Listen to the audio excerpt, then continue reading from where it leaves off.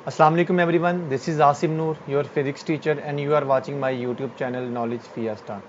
Students, आज की ये वीडियो हमारी नस्ट NET past year question series की सेकंड वीडियो है। फर्स्ट वीडियो अगर आपने नहीं देखी तो आप इस आई वाले बटन पे क्लिक करके उस वीडियो को जाके देख सकते हैं, जिसमें मैंने फिज़िक्स पोर्शन के 10 एमसीक्यूज़ डिस्कस किए थे।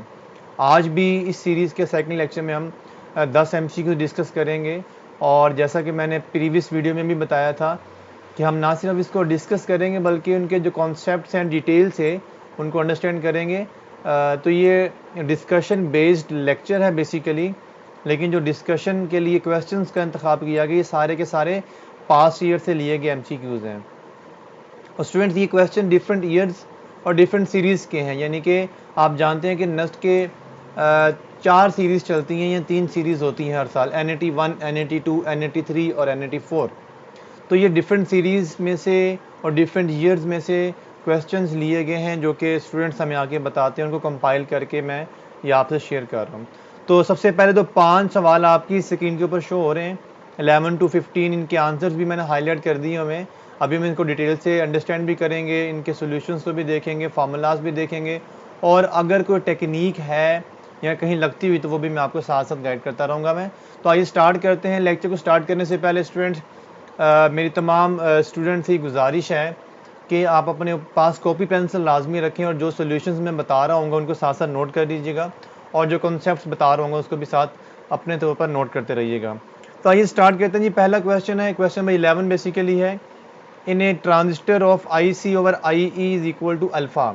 अब स्टूडेंट्स, ये हमें एक ट्रांजिस्टर की इक्वेशन गिवन है।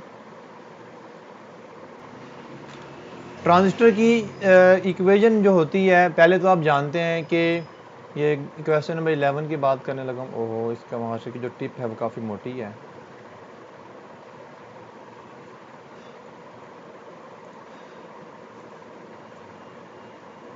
अब ठीक है जी। क्वेश्चन नंबर 11 था, हमें गिवन है alpha is equal to I C over I E. और अभी आई सी का मतलब आपको पता है कलेक्टर करंट होता है, आई ई का मतलब अमीटर करंट होता है।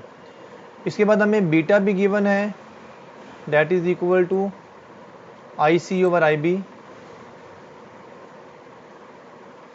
If alpha varies between 20, 21 and 100, 101, beta, sorry, alpha की दो वैल्यूज गिवन है, एक मिनिमम और एक maximum. The value of beta lies between. अच्छा स्टूडेंट्स, इसका फॉर्मूला तो ये मैं बता देता हूँ पहले।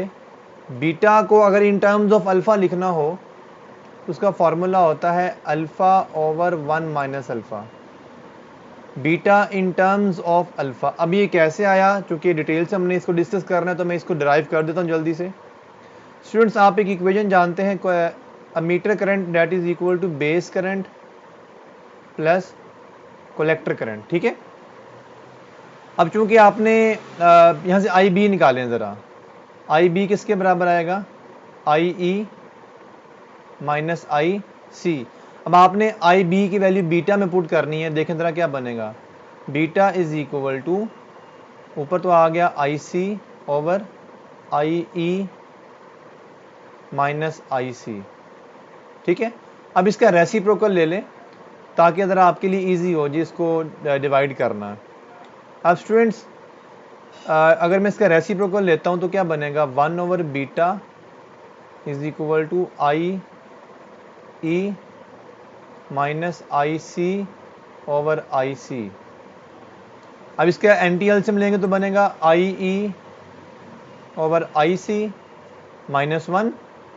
अब स्टूडेंट्स, 1 ओवर बीटा जो हो गया that is equal to I E over I C, जो है बेसिकली अल्फा में गिवन है आई सी ओवर आई ई, तो आई ई ओवर आई सी क्या लिखा जाएगा, 1 ओवर अल्फा माइनस 1।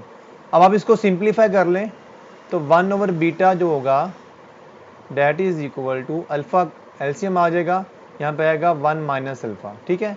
तो अब इसका बीटा क्या बन गया, रेसिप्रोकल ले लें 1 माइनस अल्फा, ठीक है जी।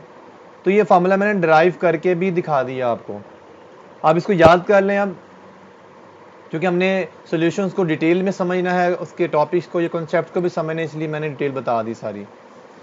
अब स्टूडेंट्स, हमें दो वैल्यूज़ गिवन है। पहले आप 20/21 पुट करें, तो आप यहाँ पे पुट करें ज़रा, अल्फ़ा की वैल्यू आएगी 20/21 ओवर 1 माइनस 20/21, ठीक है। अब इसको आपने सिंप्लीफाई करना है, इसमें मेरे ख्याल में कोई मुश्किल नहीं है। इसका जो आंसर आएगा वो अप्रॉक्सीमेटली 20 आएगा, ठीक है। और दूसरी वैल्यू जब बीटा की पुट करेंगे उसे बीटा प्राइम कह लें, वो है 100/101 ओवर 1 माइनस 100/101, तो इसका अप्रॉक्सीमेटली आंसर 100 आएगा। इसका मतलब बीटा की वैल्यू 20 से 100 लाई कर रही है, that is the right option. ये तो था डिटेल सोल्यूशन। अब इसकी मैं एक ट्रिक बताता हूँ आपको। स्टूडेंट्स आप गौर करें ज़रा, तो ये जो 20/21 है, इसकी जो ऊपर वाली वैल्यू है आप इसको बीटा अज्यूम कर लें।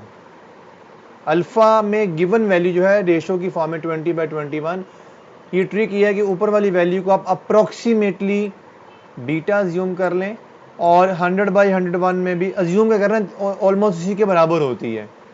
100/101 जो है 101, इसमें भी ऊपर वाली वैल्यू को बीटा सपोज कर लें, तो ऊपर वाली वैल्यू 20 और 100 आ रही है, इसका मतलब रेंज आएगी 20 से 100 तक। तो ये तो था सॉल्व किए बगैर, बाकी पूरा सोल्यूशन भी मैंने आपके सामने डिस्कस कर दिया है जी। Question number 12, let E naught denote the dimensional formula of the permittivity of vacuum. M is equal to mass, L is equal to length, T is equal to time and A is equal to electric current. Then students आपको पता है कि formula होता है F is equal to 1/4 pi epsilon naught Q1 Q2 upon R square. Q1 Q2 charges हैं, R distance है, F force है और 4 पाई कांस्टेंट है। और आप जानते हैं यहाँ से जो E के यूनिट्स आते हैं वो क्या बनते हैं, E के यूनिट्स बनते हैं पर न्यूटन पर मीटर स्क्वायर कूलम स्क्वायर, ठीक है। अब आपने डायमेंशनल फार्मूला बनाना है, तो स्टूडेंट्स न्यूटन जो होता है that is equal to kilogram metre पर सेकंड स्क्वायर, और सारे की पावर आ जाएगी इनवर्स क्योंकि पर न्यूटन है। अच्छा, मीटर को आप ऐसे का ऐसे लिख दें आप। अब जो होता है कूलम, बेटा कूलम जो होता है वो एम्पियर सेकंड की इक्वल होता है, एम्पियर सेकंड 2। अब स्टूडेंट्स इसको सॉल्व करें, क्या बनेगा, किलोग्राम पर मीटर सेकंड स्क्वायर पर metre square ampere square second square. Students ये बन जाएगा किलोग्राम, ये वाला मीटर मीटर क्या होगा, मीटर क्यूब पर मीटर क्यूब, ये वाला सेकंड सेकंड क्या हो गया S4 और आ गया A2। अब स्टूडेंट्स किलोग्राम का मतलब M है, यानी डायमेंशनल में M लिखा जाता है, metre means L-3, sorry kilogram के ऊपर भी इन्वर्स आना है क्योंकि ये किलोग्राम का भी इन्वर्स था, यहाँ पर आ गया। सेकंड का आ गया टाइम 4 और A2, ये डायमेंशनल की ब्रैकेट लगा देनी है। सो राइट ऑप्शन इज अल्फा, जो कि हाईलाइट किया हुआ है। सो इसके बाद नेक्स्ट क्वेश्चन है 13। सॉल्यूशन को साथ साथ नोट करते जाइए या स्क्रीनशॉट एटलीस्ट लेते जाएं, क्योंकि मैंने इसको रेज करना है, स्पेस मेरे पास कम है, ये ब्लैंक पेपर मैंने छोड़ा हुआ है इसलिए मैं रेज करता हूँ। The gravitational field in a region is given by the equation E is equal to 5I plus 12J Newton per kg if a particle of mass 2 kg is moved from the origin to the point 12 meter 5 meter in this region, the change in gravitational potential energy। Students अब मैं ना थोड़ा सा इसको electric field और gravitational field को relate करके दो चीज़ें समझाने लगा हूँ आपको। देखिए स्टूडेंट्स, आपने दो फार्मूलाज पढ़े हुए हैं। पहले एक फार्मूला पढ़ा होगा, आपको याद है पोटेंशियल ग्रेडियंट का, पोटेंशियल ग्रेडियंट का फॉर्मूला पढ़ा हुआ आप लोगों ने, and that is equal to minus delta V upon delta R. Students यहां पर E क्या है, E इलेक्ट्रिक फील्ड है, इलेक्ट्रिक फील्ड। अच्छा, यहां पर लाजमी नहीं है कि इलेक्ट्रिक फील्ड ही हो, ये ग्रेविटेशनल फील्ड भी कह सकते हैं।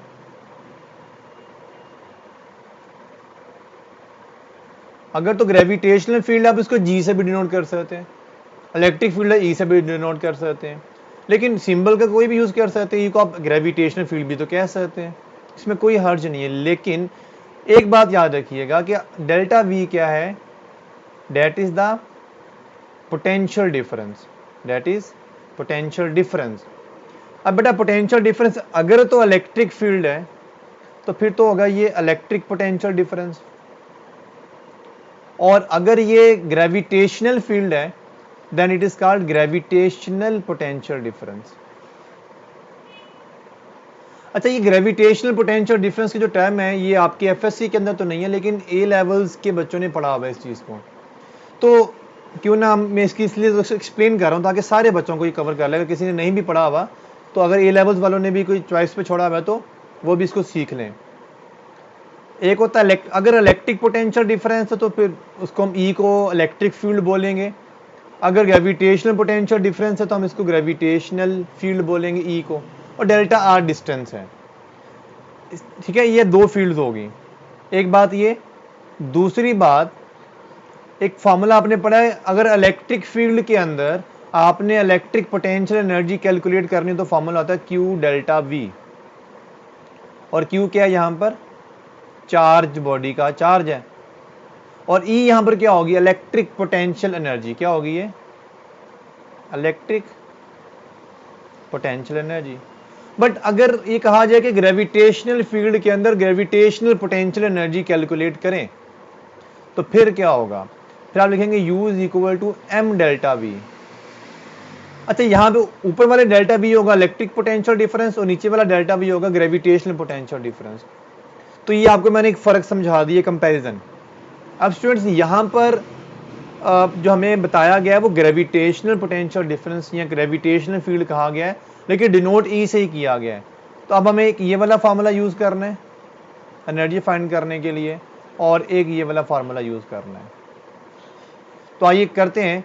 ये जो ये वाला फार्मूला है इसको हम लिख सकते हैं delta V is equal to minus E delta R, और स्टूडेंट्स अगर वेक्टर की फॉर्म में गिवन हो तो हम लिख सकते हैं इसको delta V is equal to E minus E dot delta are.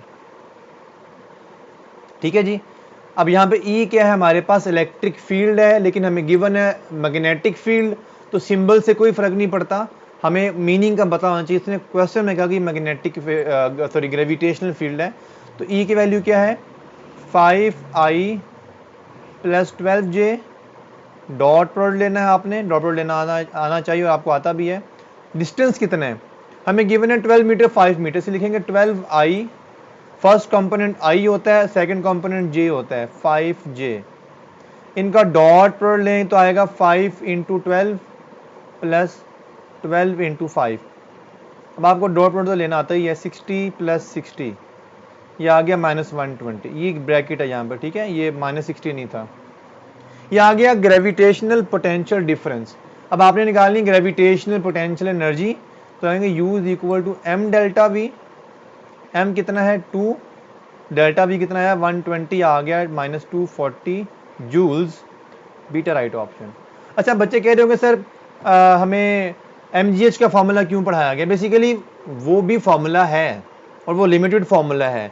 ये जो मैंने बताया सारा एक जर्नलाइज सिचुएशन है, क्योंकि हमें मैथ्स और हाइट नहीं गिवन, मैथ्स तो गिवन है, हाइट नहीं गिवन थी, इसलिए हम ऐसा नहीं वो उस फॉर्मूले को यूज नहीं कर सकते जो कि MGH वाला फॉर्मूला है। ठीक है जी, ओके। नेक्स्ट क्वेश्चन है, ए वायर ऑफ लेंथ, मैं इसको पहले रेज कर लूं, a wire of uniform cross section A, length L and resistance R is cut into 2 equal parts, the resistivity of each part will be. Students, formula आप जानते हैं R is equal to rho L upon A, और ये जो R है that is equal to resistance, और resistance किन किन फैक्टर्स पर डिपेंड करती है आपको पता होना चाहिए। जो रेजिस्टेंस है वो कंडक्टर की डायमेंशंस पर, एक भी चीज, दूसरी चीज मटेरियल पर, और तीसरी चीज टेम्परेचर पर डिपेंड करती है। ये तीन चीजों पर रेजिस्टेंस डिपेंड करती है। और जो रो है इस फार्मूला में, जिसको हम लिखा जा सकता है RA upon L, that is called resistivity. और जो रेजिस्टिविटी होती है that does not depend upon the dimension, it only depends upon the material and the temperature, right? अब इसका मतलब है जब कंडक्टर को आप हाफ करेंगे, कट करेंगे, तो उसकी ना तो मटेरियल चेंज होगा और ना ही टेम्परेचर चेंज होगा, सिर्फ क्या चेंज होगा, डायमेंशन, यानी कि लेंथ चेंज हो गई है। तो लेंथ चेंज होने से रेजिस्टेंस में तो फर्क पड़ेगा, रेजिस्टिविटी पे कोई फर्क नहीं पड़ेगा। सो राइट आंसर इज अल्फा। ये तो हो गया इसका कॉन्सेप्ट। इसको मैथमेटिकली भी प्रूव किया जा सकता है। Rho is equal to R area. अब देखें ज़रा, न्यू जो रेजिस्टिविटी होगी उसमें रेजिस्टेंस को हाफ कर दिया गया लेंथ की वजह से, एरिया तो चेंज नहीं किया, r/2 कर दिया मैंने, और लेंथ भी कितनी आ गई है, l/2। ये वाला 2 से 2 कैंसिल हो जाएगा, RA/L जो कि रो की इक्वल है। आप इस तरह से भी इसको जस्टिफाई कर सकते हैं। Question number 15, the time period of a particle in SHM simple harmonic motion is 8 second. जी स्टूडेंट्स, हमें टाइम पीरियड गिवन है 8 seconds. At t is equal to 0 it is at the mean position. The ratio of the distance traveled by it in first and second second. Students, first second में, अच्छा इस question की मैं दो चीज़ें बताऊंगा मैं आपको। ये जो मैंने क्वेश्चन हाईलाइट किया है ये बेसिकली इसका राइट आंसर नहीं है। इसका राइट आंसर चार्ली आएगा, लेकिन इसका आंसर बीटा भी हो सकता है, चार्ली भी हो सकता है, लेकिन बीटा की कंडीशन कुछ डिफरेंट है, चार्ली की कंडीशन कुछ डिफरेंट है। पहले तो मैं आपको बीटा वाली बताता हूँ, बेसिकली गलती से हाईलाइट हो गया मेरे से, मैं चले इसको एक्सप्लेन कर देता हूँ। क्वेश्चन कह रहे हैं जी कि टाइम पीरियड तो आ गया 8 सेकंड, ठीक है, 15 क्वेश्चन का। दूसरी चीज कहता है जी the distance travelled by it in the first and second. अच्छा पहले मैं आपको एक चीज बता दूं कि ये क्वेश्चन जो मैंने हाईलाइट किया उसके मुताबिक पहले बता दूं। अगर वो क्वेश्चन कहता है the ratio of distance travelled in the 1 and 2 seconds, 1 and 2 second, यानी एक टाइम है 1 सेकंड और दूसरा टाइम कितना है 2 सेकंड, तो फिर तो इसके मुताबिक बीटा आंसर आएगा। कैसे, वो समझ लें पहले आप। अगर टोटल टाइम जो है वो 1 सेकंड है तो मैं लिखूंगा 1 सेकंड को लिखूंगा मैं t/8, तभी तो वो 1 सेकंड बनेगा, क्योंकि t तो 8 है। और t2 को मैं कैसे लिख सकता हूँ, t/4 सेकंड, ठीक है। अब स्टूडेंट्स इक्वेशन क्या है, x is equal to X naught sine omega T, ये से लिखा जा सकता है X naught sine 2π/t into T, right. अब x1 निकालें पहले, x1 डिस्प्लेसमेंट इसका, साइन यहाँ पे t1 पुट कर दीजिएगा, 2π/t, t1 कितना है t/8, यह आ जाएगा x नोट साइन π/4, π/4 45 होता है, आंसर आता है x/√2। यह आ गया पहला डिस्प्लेसमेंट जिसने 1 सेकंड में कवर करना है। दूसरा क्या कवर करना है, इसको x2 कह लें, लिखेंगे x note sine 2π/t multiply अब की बार t2 लिखेंगे, और t2 कितना है t/4, t से t कैंसिल आएगा π/2, π/2 90 होता है, साइन 91 होता है, इसका मतलब x नोट आ गया। ये आ गया 1 सेकंड और 2 सेकंड में ट्रेवल किया गया डिस्प्लेसमेंट।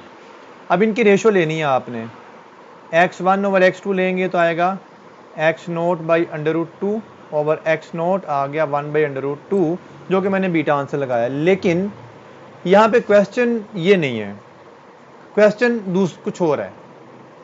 कहते हैं जी कि first second and second second. अब इस बात को आपने अच्छे से समझना है। हमें ये तो पता चल गया कि 1 सेकंड में x नोट/2 और 2 सेकंड में x नोट कवर हुआ।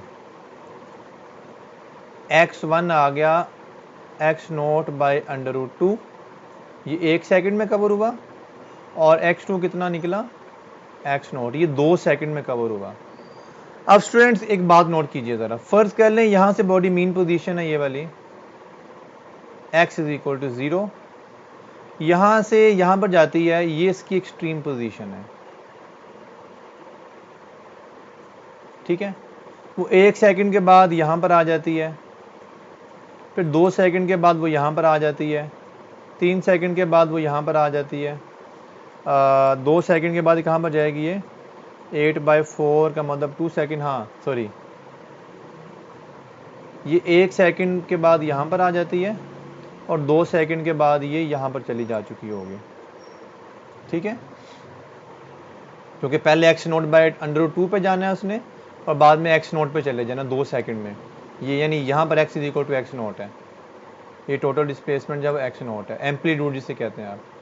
अब स्टूडेंट्स ये जो टाइम है ये है 1 सेकंड, ये वाला टाइम कितना है 1 सेकंड और 2 सेकंड के दरमियान में भी 1 सेकंड ही होता है, लेकिन ये वाला जो 1 सेकंड है इसे बोलेंगे सेकंड, और ये वाला क्या बोलेंगे इसको, फर्स्ट सेकंड, ठीक है। अब उसने कहा कि जो फर्स्ट सेकंड है और जो सेकंड है उसकी डिस्टेंस की रेशो लेनी है। हमने फर्स्ट सेकंड में तो कवर किया एक्स नोट बाई √2, ठीक है, और ये टोटल कवर किया हमने एक्स नोट, तो देखना ये कि ये वाला कितना है,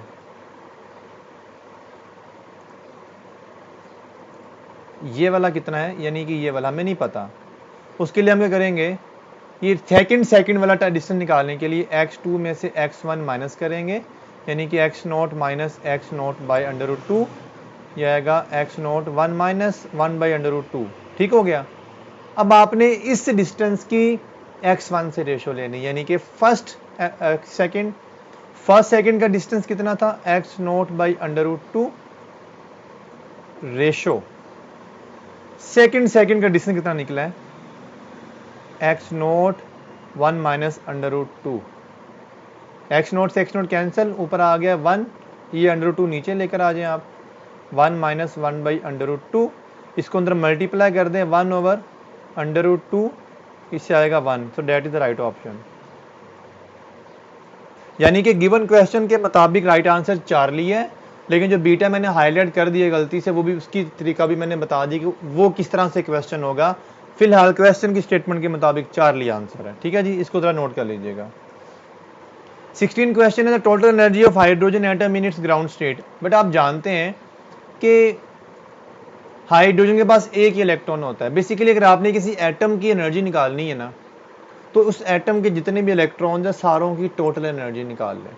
अब हाइड्रोजन के एक ही इलेक्ट्रॉन होता है, वो ग्राउंड स्टेट में होता है, उसकी एनर्जी कितनी होती है, अगर ये न्यूक्लियस है तो उसके जो फर्स्ट ऑर्बिट है, फिर ये सेकंड ऑर्बिट है, ये थर्ड ऑर्बिट है, तो इलेक्ट्रॉन कहाँ पर होता है हाइड्रोजन का फर्स्ट ऑर्बिट में, और यहाँ पे इसकी टोटल एनर्जी होती है -13.6 EV। आपने चैप्टर नंबर 20 या अगर आपका KP के बोर्ड या बलोचिस्तान बोर्ड या सिंध बोर्ड है उसमें डिफरेंट चैप्टर होगा, चैप्टर का टाइटल था एटॉमिक स्पेक्ट्रा, उसमें आपने पढ़ा हुआ है।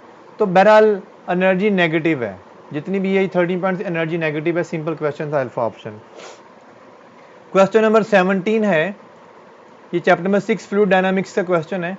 A pipe having an internal diameter of D is connected to another pipe of same size, water flow into the second pipe through n holes। अच्छा, basically question कुछ इस तरह से, मैं क्वेश्चन की स्टेटमेंट समझा देता हूँ। ये एक पाइप है और इस पाइप का जो डायमीटर वो कितना है, D है, ठीक है। कहते हैं इसको सेम साइज के अनदर पाइप से जोड़ दिया गया है। ये दूसरा पाइप, इसका मैं कलर चेंज कर देता हूँ,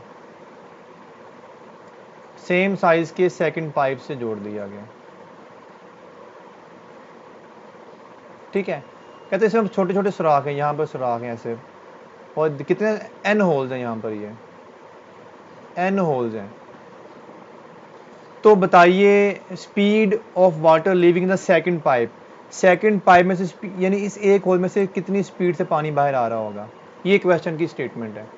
स्टूडेंट्स, अब आप जानते हैं equation of continuity, A1V1 is equal to A2V2, ठीक है।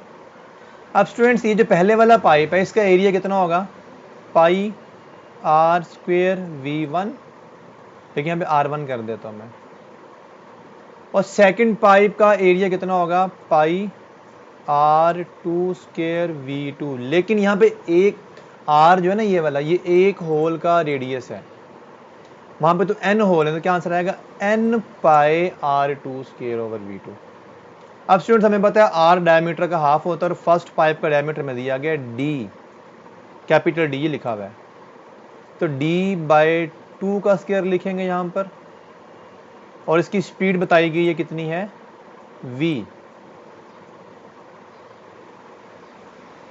फर्स्ट पाई पे स्पीड v है, ये v प्राइम हमने फाइंड करनी, यहाँ पे स्पीड कितनी थी v n पाई, और दूसरा जो है वो d स्मॉल d कर लें आप, d ओवर 2 का स्केयर v, 2 का मतलब v प्राइम है। अब बेटा पाई से पाई कैंसिल हो गया, ये 2 से 2 कैंसिल हो गया, ये आंसर आ गया। हमने v प्राइम निकालना है तो डी स्केयर v इधर आ गया, और ये n ला के डिवाइड कर दें, और ये डी स्केयर भी ला के डिवाइड कर दें, that is equal to v prime. So v prime आ गया D square v over n D square, that is the alpha option. ठीक है स्टूडेंट्स, तो ये था फ्लूइड डायनामिक्स का क्वेश्चन। इसके बाद क्वेश्चन नंबर 18 है, work done to increase the temperature of 1 mole of an ideal gas by 30 degree Celsius if it is expanding under the condition. R की वैल्यू गिवन है, बेटा कंडीशन दी गई है ये वाली, तो सुने ज़रा पहले तो v जो है डेट इज प्रोपोर्शनल टू, ये कंडीशन है, टेम्परेचर पावर 2/3। थोड़ा डिफिकल्ट क्वेश्चन है, सोल्यूशन को ज़रा समझिएगा। ये कंडीशन गिवन है, प्रोपोर्शनलिटी साइन हटाइएगा, कांस्टेंट लगाएंगे t 2/3, ये आ गया इसका वॉल्यूम, c कांस्टेंट है जो भी है। हमें वर्क डन का फॉर्मूला पता है, थर्मोडायनामिक्स में पढ़ा हुआ आप लोगों ने, W is equal to P into delta V, right. Students physics में याद रखिएगा जहां पर भी डेल्टा वी आएगा ना, या जहां पर भी कोई क्वांटिटी चेंज हो रही होगी, इसका मतलब डेरिवेटिव लिखा जा सकता है। आप इसको लिख सकते हैं P into derivative of V। हमें V गिवन है, उसका डेरिवेटिव बताना है, पहले डेरिवेटिव निकाल लें dV, क्योंकि हमें dV चाहिए होगा। प्रेशर भी नहीं गिवन, चलें प्रेशर को भी देख लेते हैं। हमें पता है PV is equal to nRT होता है, और for 1 mole of gas, 1 mole के लिए क्या आ जाएगा, ये जो आपका ना ये वाला n ख़त्म हो गया, ये वाला, बाकी क्या बच गया RT। ठीक है, यहाँ से P निकालेंगे तो क्या आएगा RT ओवर V, तो इसका मतलब W किसके बराबर आ गया, W बन गया जी ये RT upon V into D. ठीक है जी, ये इसको सिंपल लिख लें, W is equal to RT dV upon V। हमें चूंकि RT का पता है, dP अपॉन V का नहीं पता, इसलिए हम इसी इक्वेशन में 1 कह के अब इसको dV को ख़त्म करने की कोशिश करेंगे ताकि वैल्यूज पुट करके आंसर निकाल सकें। उसके लिए मैं क्या करूँगा, ये जो V गिवन है इसका डेरिवेटिव ले लूँगा, dV का मतलब डेरिवेटिव, तो V is equal to CT की पावर 2/3 का डेरिवेटिव लेंगे dV by dt with respect to temperature. तो C कांस्टेंट है, वो एज इट इज आएगा, पावर पीछे और पावर में एक कम। ठीक है, तो dV आ गया 2/3 CT minus 1/3 into dt, right. अब आप इसको V से डिवाइड कर दें, dV by V is equal to 2/3 CT 1/3 dt over V कितना है CT 2/3, C से C कैंसिल, ऊपर वाला जो T1 माइनस 1/3 है, जब उसको नीचे लेकर आएंगे तो ये बन जाएगा 2/3, नीचे सिर्फ T बचेगा, ऊपर वाला T माइनस 1/3 जब नीचे आएगा ना, 2/3 प्लस 1/3 T बचेगा और dt। ना इसको इक्वेशन 1 में पुट कर दें, इसको इस वाले फॉर्मूले में पुट करें तो बनेगा W is equal to RT into 2/3T into dt, ये T से T भी कैंसिल हो गया। अब इसका फाइनल फॉर्मेशन क्या बनेगी स्टूडेंट्स, मैं यहाँ पे लिख रहा हूँ W is equal to 2/3 R dt, और dt को लिखा जा सकता है 2/3 R into delta T. Delta T का मतलब है चेंज इन टेम्परेचर। 2/3 R की वैल्यू कितनी है 8.314, और डेल्टा टी का मतलब है इंक्रीज इन टेम्परेचर या टेम्परेचर डिफरेंस। कितना टेम्परेचर इंक्रीज किया है 30 डिग्री सेल्सियस। तो स्टूडेंट जितना डिग्री सेल्सियस में टेम्परेचर राइज करता है उतना ही केल्विन में राइज करता है, इसलिए हमें राइज इन टेम्परेचर को या चेंज इन टेम्परेचर को कन्वर्ट करने की ज़रूरत नहीं है, वो डायरेक्टली 30 ही आएगा। ये आंसर आ गया, इसको डिवाइड करें 10 आ गया, और 10 को 2 से मल्टीप्लाई करें 20 इंटू 8.314, इसका आंसर 166 आ जाएगा मल्टीप्लाई करने पर। Charlie is the right option, ठीक है, 166.2 जूल्स एग्जैक्ट आंसर आ रहा है जी। क्वेश्चन नंबर 19 है जी, सेकेंड लास्ट क्वेश्चन है।